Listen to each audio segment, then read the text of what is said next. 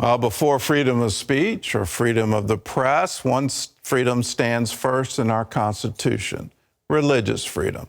Most Americans don't realize this, especially young Americans. That's why a new high school curriculum has been designed to help students learn all about it. Jennifer Wishon reports.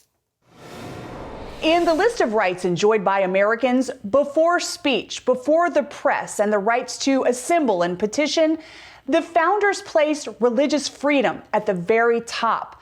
While many scholars describe it as the foundation for all other human rights, more and more religious freedom in America is under attack. If you look at the history of the U.S., there wasn't a single challenge at the high court level to religious freedom for the first 100 years. Yet today, religious freedom is a regular topic at the high court. For the last few years, the Becket Fund for Religious Liberty has kept an index on American attitudes about this First Amendment protection. Most Americans they knew about the freedom of speech. That was popular. But less than half were familiar with the freedom of religion being protected in the First Amendment. So I think that shows there's a real opportunity for maybe education on that issue. And that's really where America's First Freedom curriculum plugs in.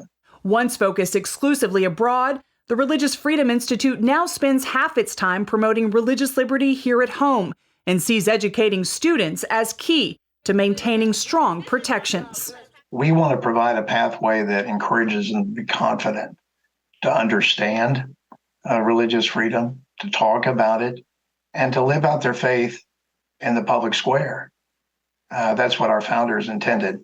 America's First Freedom high school curriculum is written to comply with national social studies standards. It's 5 lessons designed to supplement U.S. history, world geography, and political science classes. A version for middle school students will be released this year, and plans for elementary students are in the works.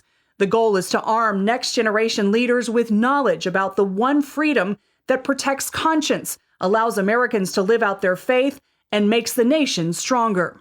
And yet what I'm finding at all levels of education is a fear, an insecurity of talking about religion. Well, it's obvious from our First Amendment, the founders were not fearful about talking about religion or about placing religion and religious freedom at the core of our democracy. We need to be talking about it in our classrooms, and yet we're not. David, what did the founders understand about religious freedom that led them to put it at the top of the list of the Bill of Rights? I think the founders understood religious freedom to be critically important for all other human rights. And they also understood that religious freedom plays a central role in supporting other societal goods. Countries that strongly protect religious liberty are more peaceful and economically stable, which benefits all citizens. Derringer Dick says even if an education gap exists, their latest information shows Americans have good instincts in this area. But ultimately, religious freedom isn't, no freedom really is going to be able to be exercised fully and vigorously if there isn't some kind of popular support for it. Even when asked questions about controversial issues, Americans sided with religious expression. Like one question was about a website designer who's asked to host a website for a same-sex wedding, but that's against her religious convictions. And so she declined. So we asked several questions along those lines, but we split the sample. So we asked 1/3 of the people in the example we gave them. It was a Jewish website designer.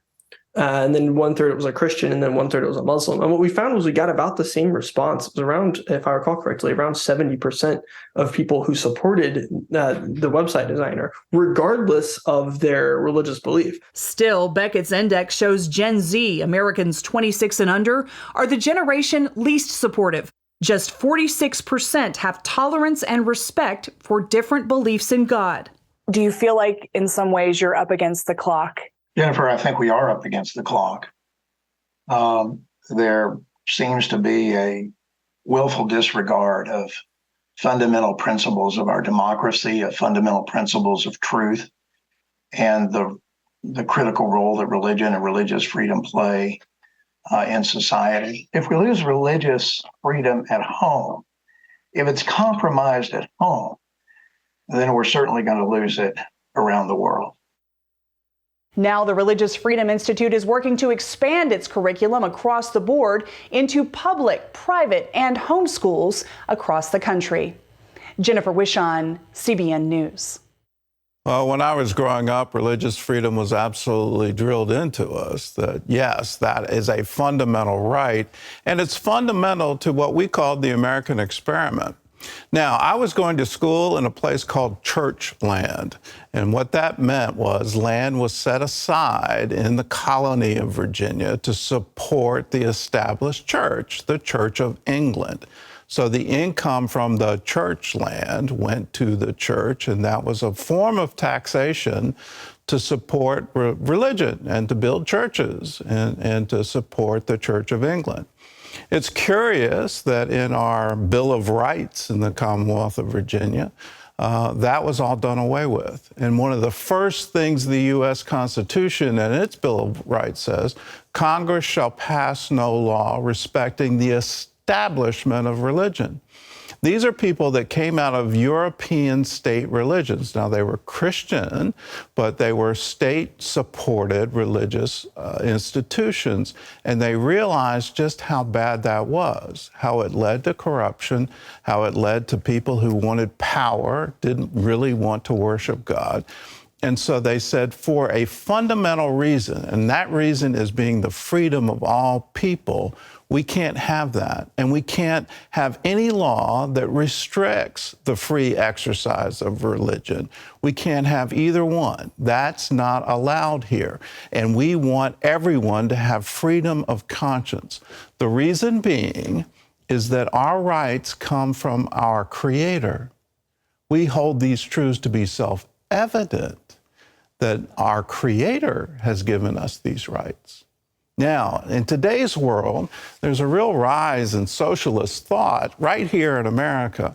Fundamentally to socialist thought, there is no God. Your rights don't come from God, your rights come from the state. And in that ideology, they want to remove religion, to say, no, you don't have a Creator that you're obligated to. You're only obligated to the state. And so if you don't agree with the state, you don't think like the state, you don't belong here. And you see that fully expressed in nations like China, the former Soviet Union. You see North Korea. You see that if you're not part of the state ideology, you just don't belong here.